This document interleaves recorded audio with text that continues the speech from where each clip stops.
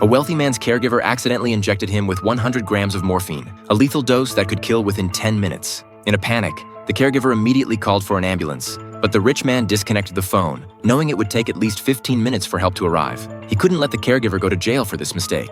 In just a few minutes, he devised a plan to clear the caregiver's name. First, she would leave the house, making sure to be seen by others. Then she would sneak back in, put on the wealthy man's clothes, and pretend to go downstairs, creating the illusion that he was still alive. Finally, she would return the same way and escape, absolving herself of suspicion. Despite the plan, the caregiver hesitated. In response, the wealthy man took his own life in front of her, staging the scene as a suicide. Left with no other choice, the caregiver followed his instructions. The caregiver had a peculiar trait. She would vomit whenever she lied. However, during the police questioning, she managed to avoid suspicion by telling partial truths, just as the wealthy man had advised. Satisfied with her answers, the detective let her go, but requested that she become his assistant in solving the case. As she worked alongside the detective, the caregiver realized her plan was full of holes. The front door security camera had captured her movements that night, and her footprints were all over the muddy backyard. She temporarily concealed the evidence, believing herself to be safe. However, she was shocked to discover that the wealthy man, with his multi-million-dollar estate, had left his entire fortune to her in his will. He had done this because he realized his children were all harboring ulterior motives.